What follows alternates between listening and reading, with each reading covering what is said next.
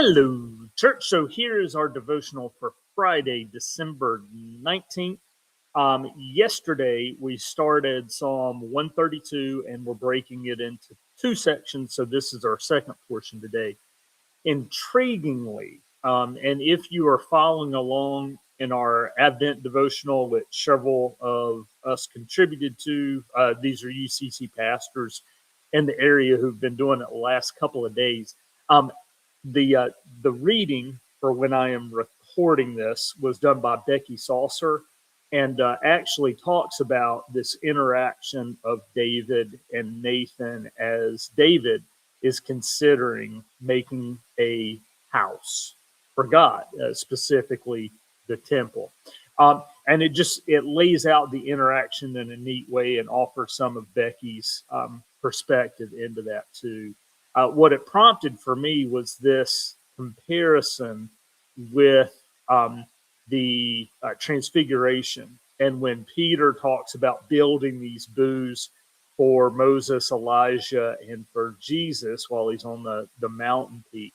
And just our concept, a very human concept, of wanting to build this lasting structure, but um, always having it be God's calling that determines whether or not that is what we are actually called and led to do. And so, in the case of David, it's God saying, you all throughout the wilderness journey, I did not have a place of rest and was leading you to the place I was giving to you. And Becky talks about this, hoping to do something for God and then being blessed by God more abundantly than we can ever accomplish or do. Neat stuff. So I'm going to pick back up from a little bit of a portion from James L. Mays for yesterday to lay out the psalm. And then I'm going to do the reading from NRSV and then a couple other portions that he has as we finish up Psalm 132. We also mentioned yesterday that there are two things that really set Psalm 132 apart in the Songs of Ascents. And so one is this dual theme of David and Zion. So the line of David, the anointed, and then Zion, the city of God, this place of dwelling.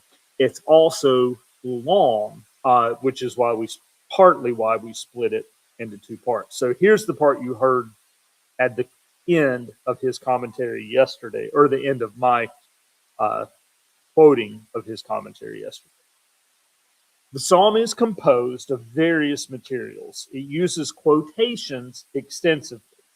A vow of David in verses 3 to 5, an oath of the Lord concerning the Davidic succession, and that gets into verses 11 to 12, a word of the Lord about the election of Zion, verses 14 to 16, and another joined to it about the future of David's dynasty, that's 17 to 18. There is a narrational recollection in verse 6, accompanied by a summons to visit the sanctuary in verse 7. Verses 8 to 9 seem to be a part of a liturgy for a procession with the ark. And so that's our kind of primary image going into these moments and ultimately joining the line of David and Zion. Verses 8 to 9, sorry, lost that.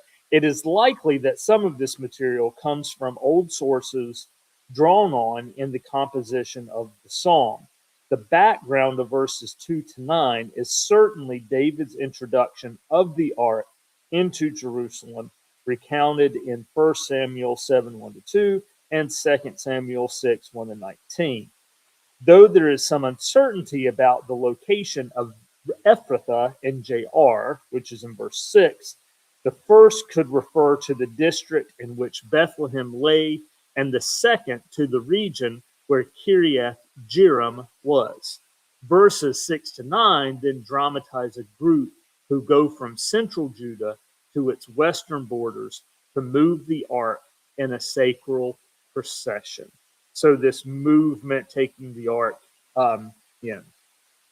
All right, let me mark that, and then we'll be coming back to finish up with the culmination of his commentary. So here's our second portion of Psalm 132 from the New Revised Standard Version. The Lord swore to David a sure oath from which he will not turn back. One of the sons of your body I will set on your throne. If your sons keep my covenant and my decrees that I shall teach them, their sons also forevermore shall sit on your throne. For the Lord has chosen Zion, he has desired it for his habitation. This is my resting place forever. Here I will reside, for I have desired it. I will abundantly bless its provisions. I will satisfy its poor with bread. Its priest I will clothe with salvation, and its faithful will shout for joy.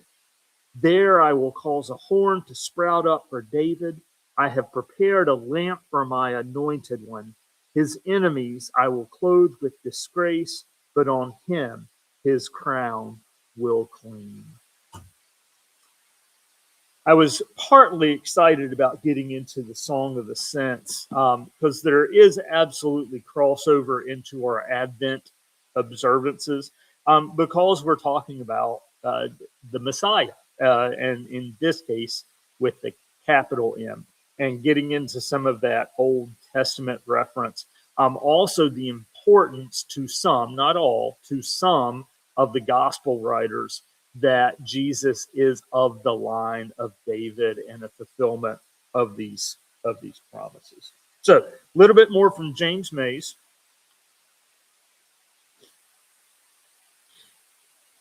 In the context of the Songs of Ascent, Psalm 132 can have two functions. First, it states the theological reason why Zion is the city to which the tribes of the Lord go up. The Lord rose up and went to the city as his resting place. And that's a reference to verse 8. The pilgrims follow where their Lord has gone. Resting place is a term distinctive to the psalm as a designation of Zion. It means destination, goal of journey. Finding a resting place is coming home. Because Zion is all because Zion is all that for the Lord, for the pilgrims, it is also a destination, culmination, coming home. Because the Lord has made Zion the place of blessing, the pilgrims come seeking the provisions and bread and salvation and joy to be found in the presence. The psalm says that blessing is the gift of God they come to receive. Good emphasis on joy in some of those sections too, which connects with this week of Advent. Second, the psalm serves the pilgrims as a liturgy of prayer and promise. It gives the clear impression that it belongs to a time when there was no successor to David on the throne of Judah. Zion is there, but the anointed one of the Lord is not. Yet Zion is there as a place of the presence because of David's unstinting commitment.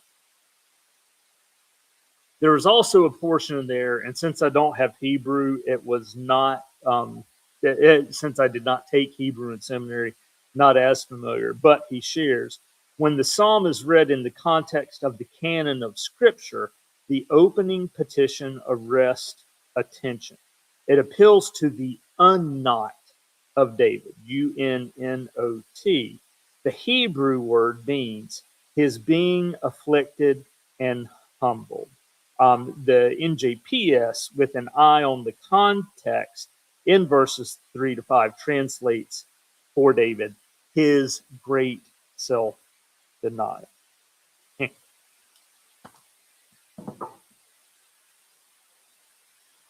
The message. God gave David his word. He won't go back out on this promise. One of your sons I will set on your throne. If your sons stay true to my covenant and learn to live the way I teach them, their sons will continue the line, always a son to sit on your throne. Yes, I, God, chose Zion, the place I wanted for my shrine. This will always be my home. This is what I want, and I'm here for good. I'll shower blessings on the pilgrims who come here and give supper to those who arrive hungry. I'll dress my priest in salvation clothes. The holy people will sing their hearts out. Oh, I'll make the place radiant for David. I'll fill it with light for my anointed. I'll dress his enemies in dirty rags, but I'll make his crown sparkle with splendor. Psalm 132. And we'll be back with you for Saturday as we continue into Psalm 133, which should sound very familiar and is a favorite of yours truly. All right, we'll see you later. Have a great day.